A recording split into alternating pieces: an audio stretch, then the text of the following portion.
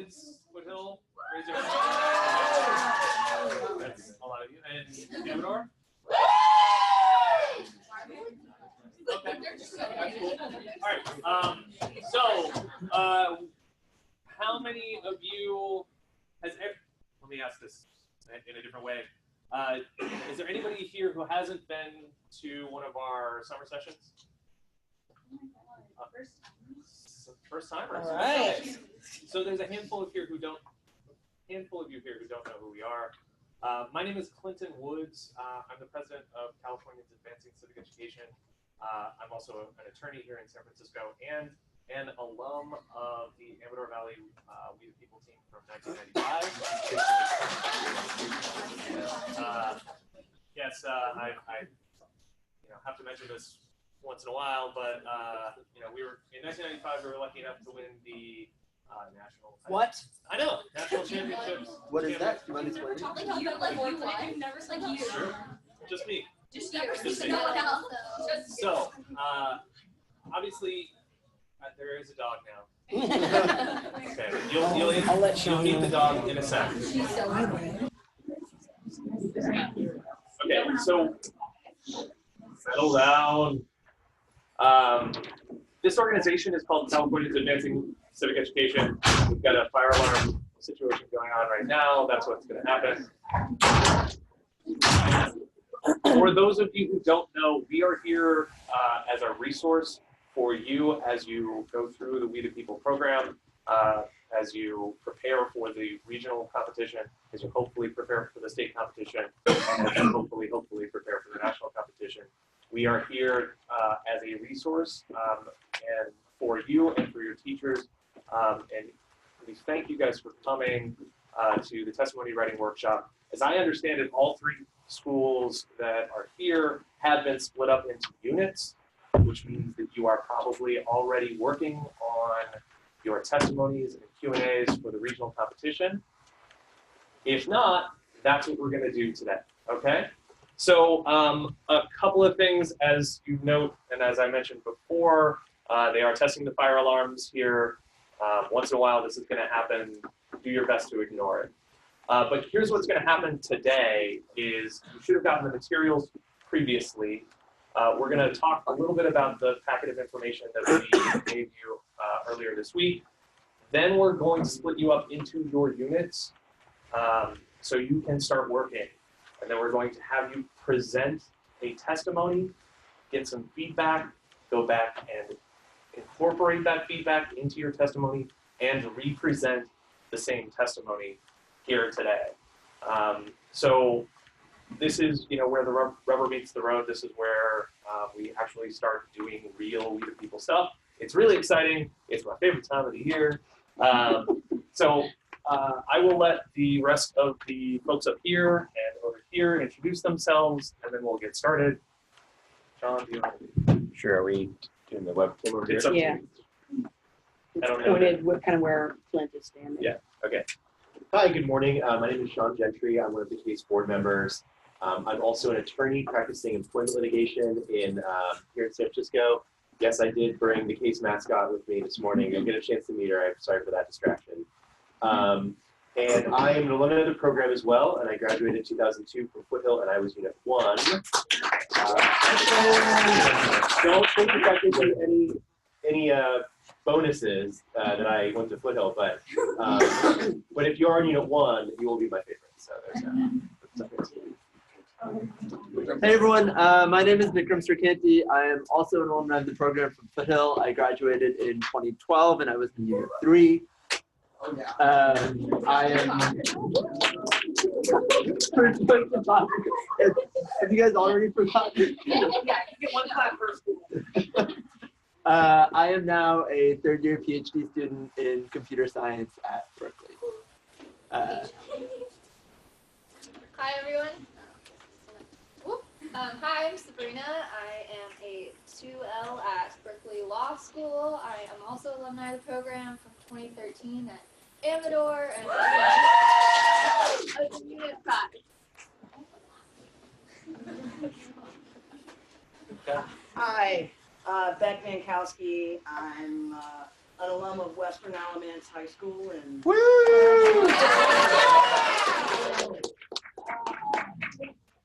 not involved with the program because we didn't have the program at my school, but I've been involved in the program, working with all of your schools for the last 4 or 5 years now, and I'm with California Education, and happy to be here. Okay. I'm Eleanor. I graduated last year. I was in Foothills Unit 3. I go to Berkeley. So bad. Oh, me? Okay. Hi guys, I'm Charlie. I graduated last year from Foothill. I was Unit 1 through. I couldn't get a list. Hi, I'm Ritu. I am an alum from last year, Foothill Unit 3 also. And I currently go to Chapman. Okay. Nikita, do you want to? Sure. I'm Nikita Desai. I am not an alum of the program. Alum of the Bay, if that counts. Thank you. Not from the Bay Area, but Sacramento, Miraloma High School. Yeah. Was that? Oh, all right. This is great. I work at a mental health startup, but am here to be supportive and help out. Hopefully, have something to contribute. Great. Yeah. Wonderful. I want to know what a mental health startup is. Aren't they all? Okay, so let me get a little bit of background, or in the room. Do we have people here from? I'll start this way and go back. From Irvington Unit 1. Yes. Okay. What about Unit 2? Yes. Unit 3. Yes. Unit 4. Okay. You're allowed to cheer, that's fine. And Unit 5? Yeah. All right, way to represent. You're going to work so hard today. Unit 6? Great, okay. So we have somebody here from every unit from Irvington. Nice job. What about Foothill? Unit 1? Okay. Unit 2? Okay. Unit 3?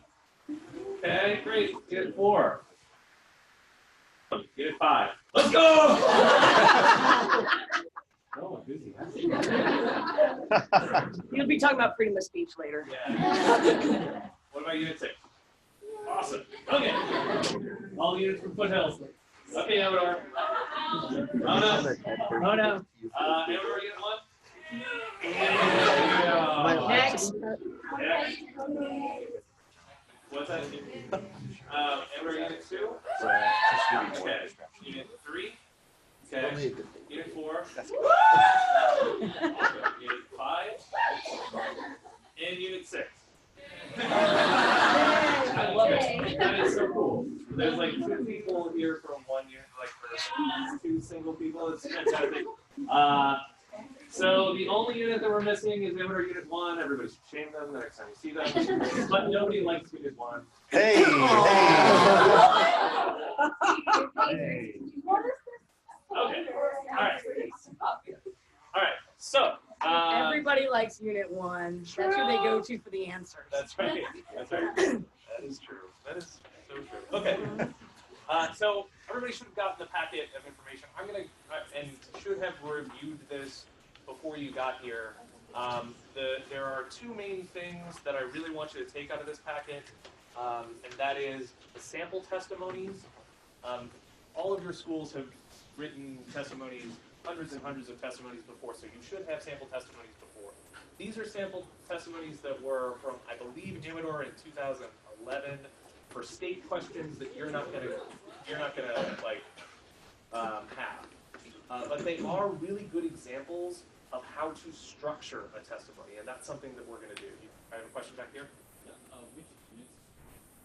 I don't know offhand, but you can probably figure that out by looking at this subject. Do you want to restate the question? One is probably Unit 3. And 2 is probably 2. Probably 2. Yeah, I don't know offhand. But again, you're going to become familiar enough with the subject matter that the units are going to kind of come into place if they haven't already for you. And if people need extra copies of the testimonies or the packets, we have a few.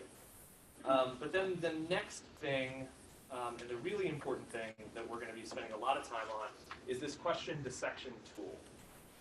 And that was developed by a former CACE board member, Sheldon Clegg, and also one of the greatest We the People teachers that the state has ever seen.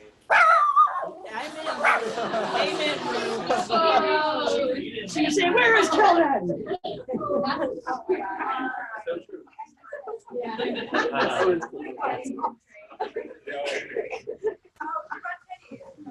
So this is what we're going to be working off when we get into the actual workshop aspect of this session. But it is really valuable, and it is a really valuable way for you to actually start writing. The hardest part, as I'm sure that you've already picked up, or you will pick up if you haven't already, is actually sitting down and putting words onto paper to answer these questions, and also figuring out which parts of the question you have to answer, or how many questions in the question you have to answer. So the question dissection tool, and we'll go over this in a little bit more detail later, is invaluable for that. But in general, we want to talk a bit about how to be a good We the People program. I have been judging at the state level for a decade. I've been judging at the regional level for just about as long. Judged at the national level last year.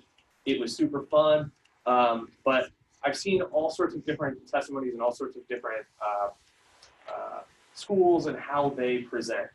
And you're allowed to, and we encourage it, to have different personalities when you present testimonies. That's fine. Every school is going to do their own thing. That's perfectly fine.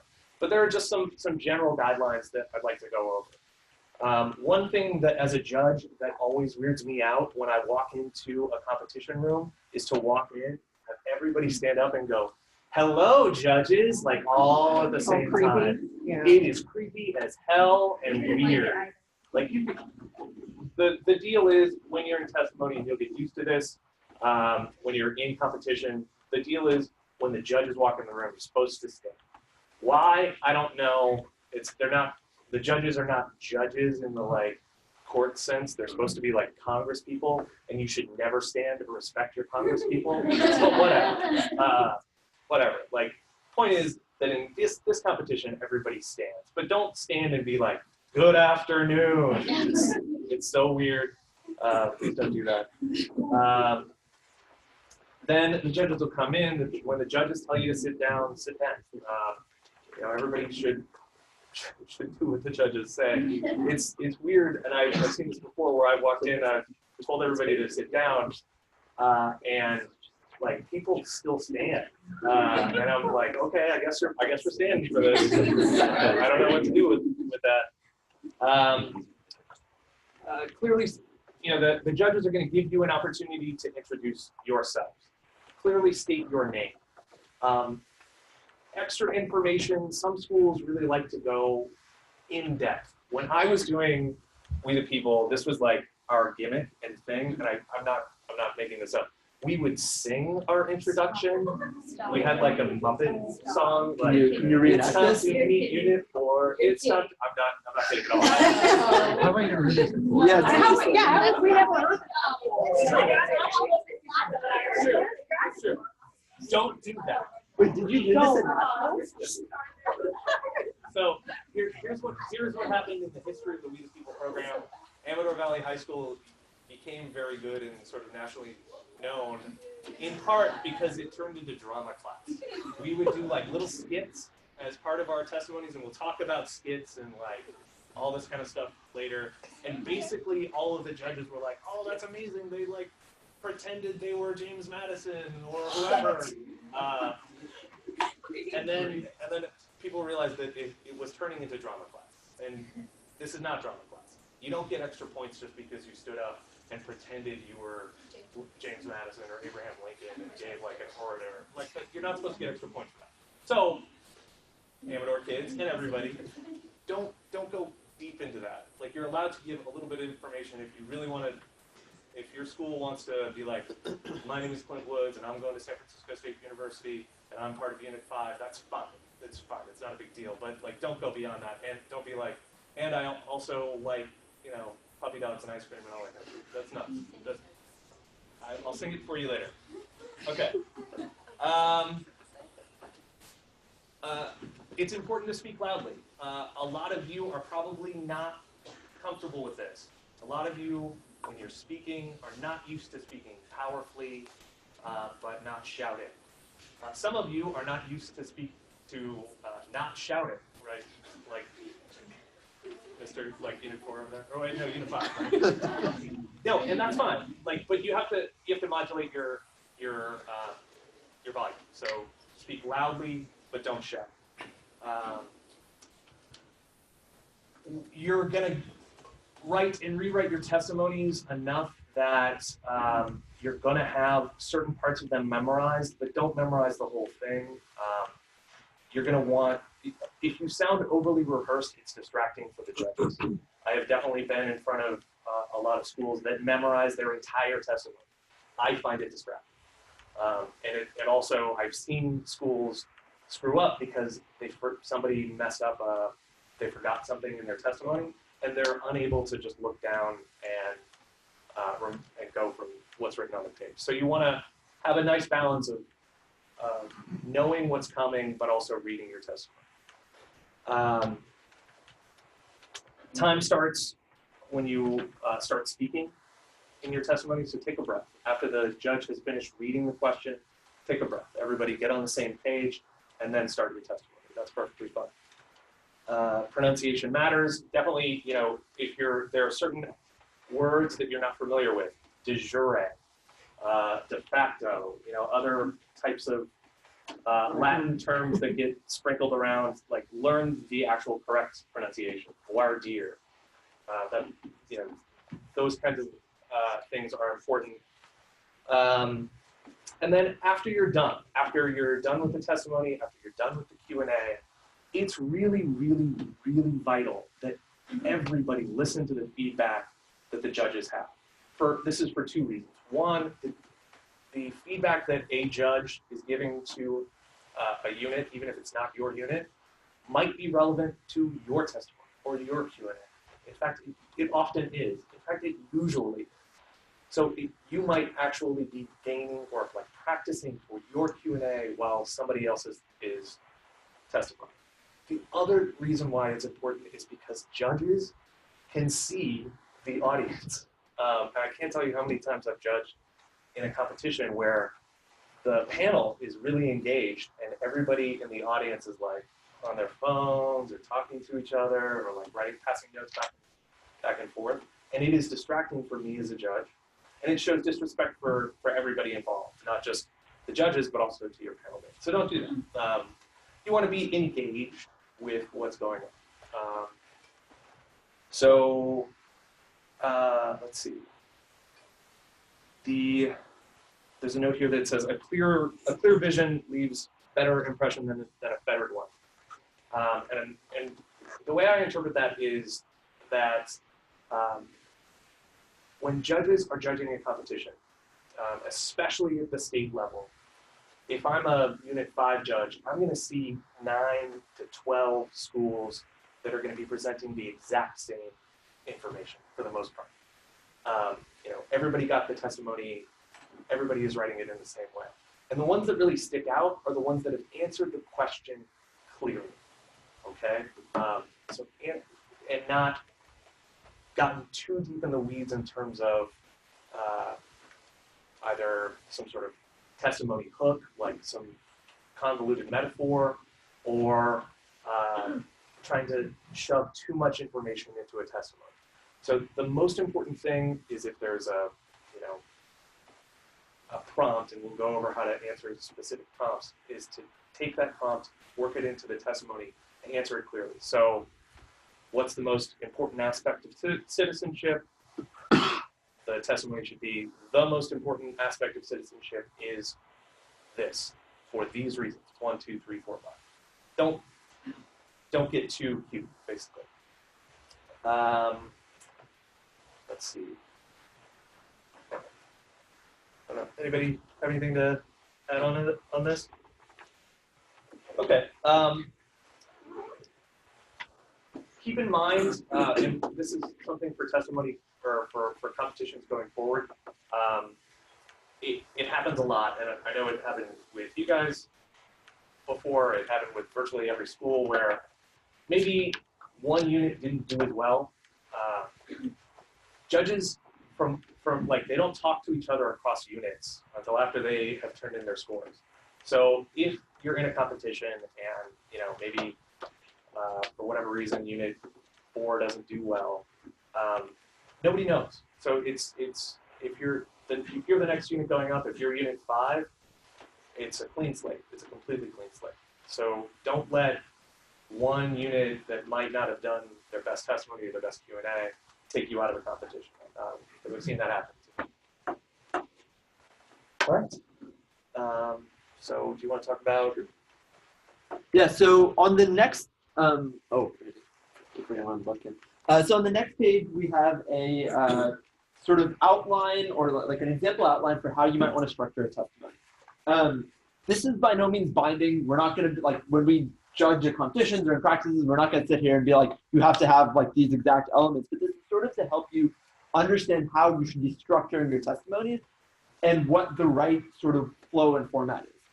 As you get more comfortable writing, you'll learn to take liberties with how you structure your testimonies or how you organize the ordering of your answers. But the most important thing that I think you should take away from this is that your testimony should always be easy to follow for the judges and should be very clearly structured. The thing you should always keep in mind more than anything is that you're reading, but we're listening. So when we're listening, we're not going to be able to follow every single word that you say. So having like cute turns of phrase or things like that are not always going to come off well, just because it's going to be hard to listen.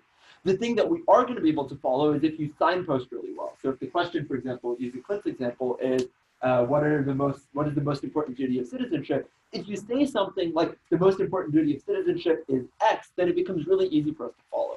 It might sound silly to write that way, but you're not, again, writing to be read, you're writing to be heard.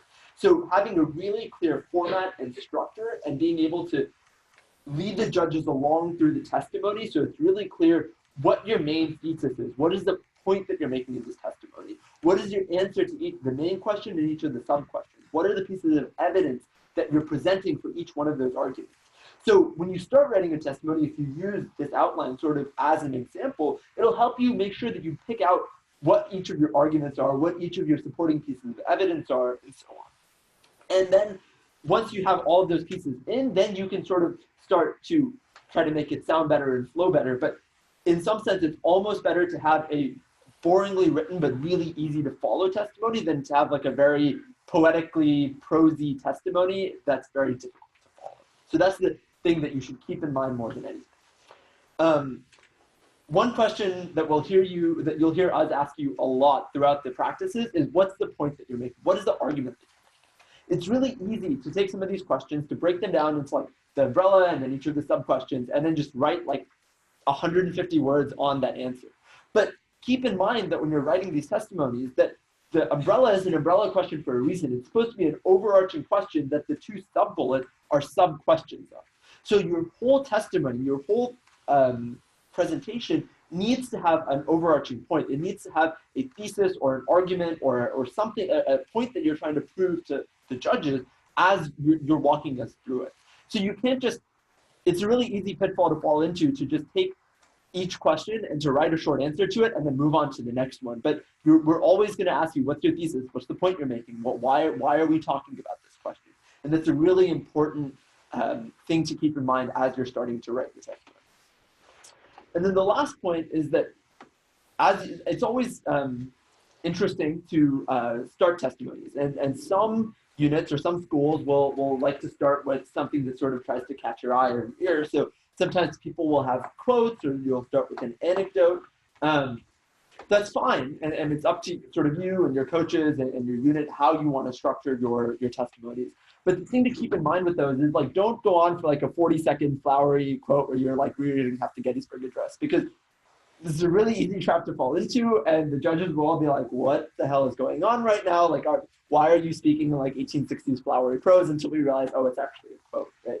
So having interesting hooks and introductions is not a bad thing. If you do it well, it can be really nice, and it can be a nice way to get everyone's attention. But make sure that it's contained and short and really clear what exactly you're doing and what purpose that quote is serving. Because a lot of times we'll hear quotes where it's just like, I don't know what that quote just had to do with the rest of the testimony.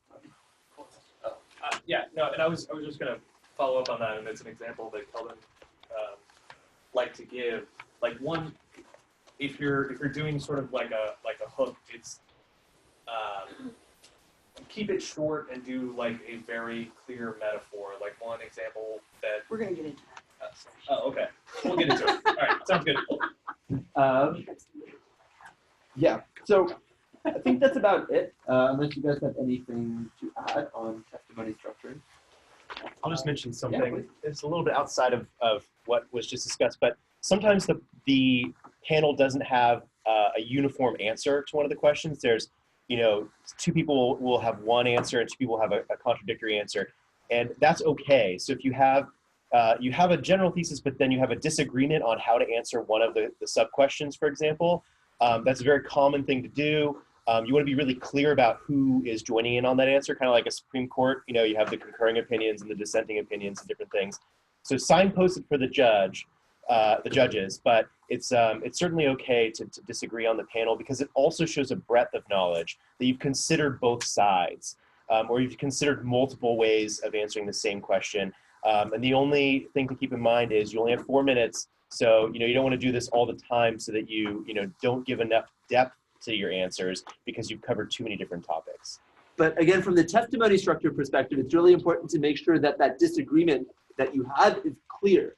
Because if we hear someone say, like, I believe the most important, duty of citizenship is voting, and then 30 seconds later, another person comes in and starts explaining their different opinion that the most important duty is jury duty, for example, everyone's going to be confused. It's like, wait, we were just talking about voting, and suddenly you transition to jury duty. I don't know what we're talking about. So you have to, again, very clearly signpost. When that second person comes in, they'll say something like, my other colleague and I disagree. We believe X, and here's why that is the thing that we're going to argue for now. And there's a really good example of just that in sample testimony number 1, where if you look at, it's on page 5 of the packet, talks about, there's a disagreement here. The names are blacked out or blanked out. The identity. Yes.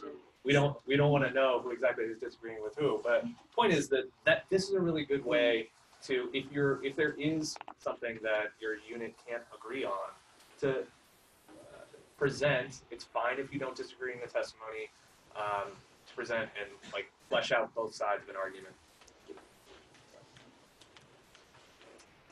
Okay. So, now that we've talked about structure of the testimony, let's talk a little bit about what we got on page 3, which is different testimony styles. And we've been touching on a few of these already because they are really interrelated. The structure of your testimony in some part is going to depend upon what style you want to take. Now, I'm going to go a little bit out of order because, honestly, I want to start with number 5 because you're going to see this used the least frequently. And that is giving a direct, short, responsive anecdote. Notice it didn't just say use an anecdote. It says a direct, short, and responsive anecdote. Now, this is most commonly going to be used by Unit 6 because it's really good for citizenship type questions. But I have seen it work with other units as well. What's an anecdote? What's an anecdote? An anecdote is a personal story it's a personal story. But the thing with anecdotes that you need to be careful of is not falling into the cool story bro trap, like, hey, I was walking down the street and then I went into the grocery store and then I was talking with the person at the checkout line and we were talking about minimum wage and blah, blah, blah. Like, that's not an anecdote. That's just a rambling story. But if, you've got a question about minimum wage and you want to talk about, the time that you were, trying to save up for something, and having a minimum wage job, and et cetera, et cetera. Those are much more directly related to your experience. So anecdotes should always be your experience, or potentially, like, you know, I hear them come in with like immigration stories. So maybe your parents' experience or grandparents' experience. Those kinds of things can be very powerful, but they need to be, again, concise, in short, direct, and responsive to the question. So you might have the greatest story, you know, on the history of the planet, but if it doesn't directly relate to the question, then your testimony is not the time to give that. A lot of times with anecdotes, they're best used in Q&A.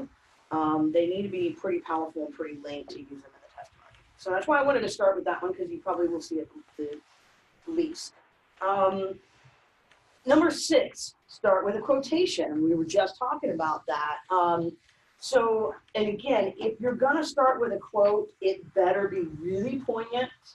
Poignant meaning on point or relevant, or relevant. It needs to be, and it needs to be concise. Again, you don't want to start reciting the whole Gettysburg Address, or, you know, one of the Federalist Papers as your opening quote.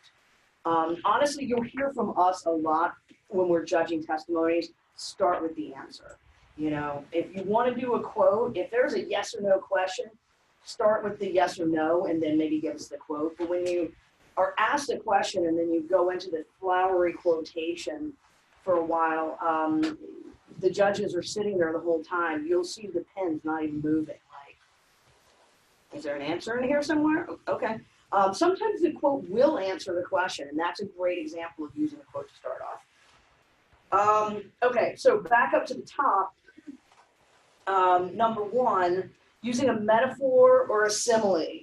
Everybody know the difference between metaphors and similes? No, I don't.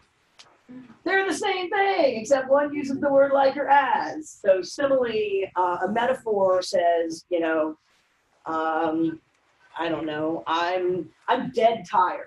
I'm not dead, you know, right? I'm not, or I'm, you know, I don't know. I'm not good at examples right now. But a simile would be, I'm tired like a dead person or something. I don't know. That's the worst simile I've ever heard. But you see what I did there? You see the like? So like, or similes or metaphors basically are comparing to potentially unrelated things. And so using a simile or a metaphor can help make your point. A lot of times similes or metaphors are used to help translate things, to put things into layman's terms, so that they're more understandable. You know, you compare something that might be not as relatable or understandable to something that is. So, you know, the great example, and Kelvin loves this one, somebody started off their testimony about it was a unit 1 about England and the colonies, and said, you know, long distance relationships rarely work out, you know, because it was a long distance relationship. And, you know, that's not really what you mean when you say long distance relationships, but it worked. You know, that was an example, by the way, of a metaphor. A simile, like Henry Ford making the car, is like the founders making the Constitution. New ideas with old parts. So those kinds of things can be very helpful in illustrating a point, in making something not as relatable, but also in kind of giving a hook, kind of giving some personality to your testimony. I actually struck through number 2, because this isn't really question dissection, this is quote dissection. Not every testimony question is going to start off with a quote, but you'll find a lot of them do. And sometimes you're like, oh, you were just looking for a quote for that, weren't you? Because it'll be like that long and it's not really related. It's a good example of how not to start with a quotation. But if there is a quote in there, it's important that you show an understanding and a knowledge of what's actually in that quote. So not just, sometimes you might think, oh, that's a throwaway quote because the question is actually afterwards. But that quote is meaningful, and maybe you know, not everything in the quote you agree with. And so one way of sort of breaking down that quote is to say, you know, I agree with what A, C, and D, but not B and E in this quote. Because then it shows that you actually understand what was said. Or sometimes the quotes could be a little bit misleading. They could be misleading because maybe they're not quite related to the question. They could be misleading because of the context in which they were said. So showing that you know the context of that and that you understand what was going on around the time that that quote was said is really going to help show a knowledge of the subject matter. We were touching on this as well, or Mr. Gentry was touching on this as far as team breakdown. You guys are not always going to agree. And some of the most interesting testimonies and Q&As can come when you don't agree. Now, all things in moderation, if there are 5 of you on a unit and all 5 of you have different opinions, figure out a way that maybe you only have 2 or 3 opinions, because if 5 different opinions are happening, it's impossible for the judges to follow. It can also be difficult to follow if it's like, we 3 agree on this and this, but this 2 agree on this, and this one and that one agree on this. It's too much all over the map. So if you have disagreements, make clear lines in those disagreements, and figure out, what are the most important things that you want to convey. And then, extremely important, be consistent. So don't come out arguing, column A in the testimony and then defend column B in the Q&A, because then it's gonna show. It's gonna look like a lack of conviction. If you are going to have an argument, there better be conviction behind it, or you better be the best debater on the planet. Because if you are arguing a position that you want to manufacture a disagreement because you think it'll be helpful or cool, it really needs to be sincere, because that's when you trip up in the Q&A. You have something there? Yeah, I was just going to say that I love doing this. I know that there are other judges who love doing this. Anytime that there's a disagreement, I'm like, okay, I just want to pick it apart. I want to see exactly how long I can keep both sides sticking with their opinion. And I like doing that because I'm a lawyer and a jerk. But what it does is it tells me as a judge how hard you've thought about this and how much research you've done. And if I can get you to contradict yourself in Q&A, it's going to affect your score. I'm not necessarily going to give you 2s or something like that. But it's great if you can stick to it. That's all. And that goes as well, not just when there's disagreement between your panel mates, but when you're disagreeing with the judges. Don't fold under judge pressure. Now, if you realize you're wrong, don't keep fighting it.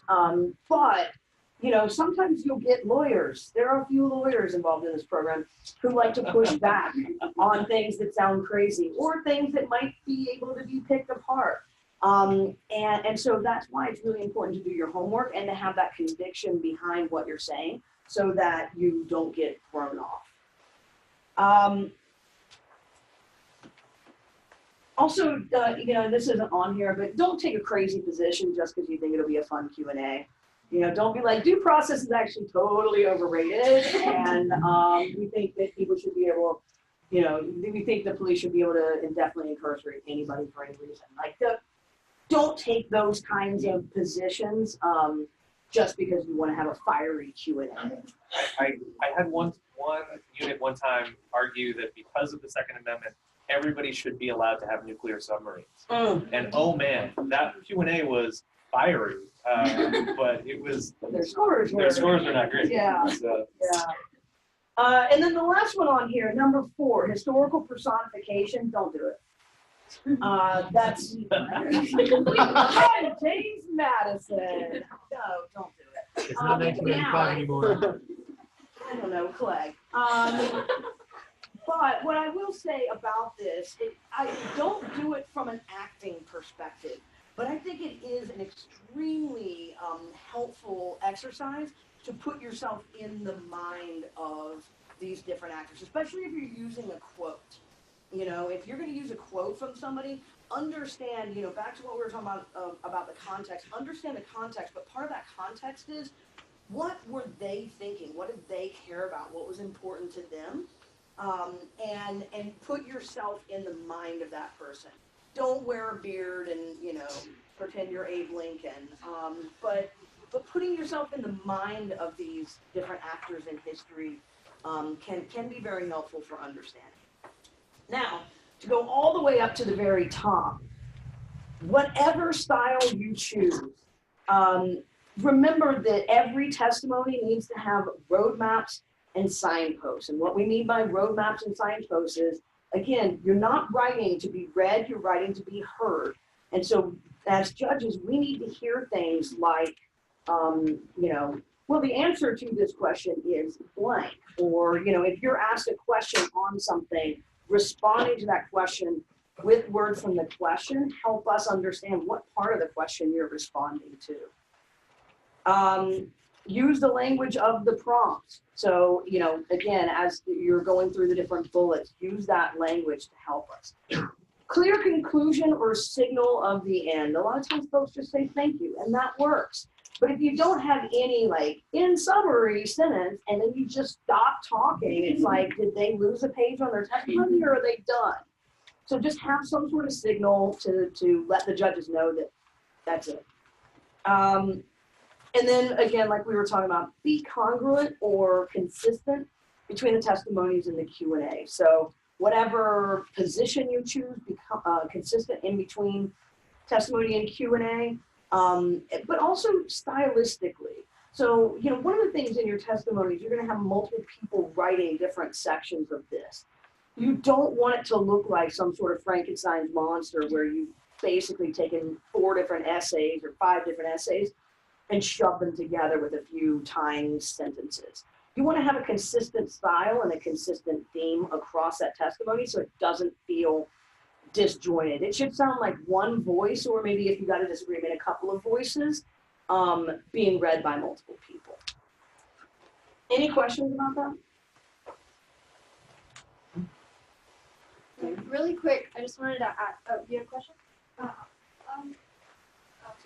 Yeah, go ahead. Go ahead. You have a question? Oh, me? Yeah. Oh, I was gonna ask.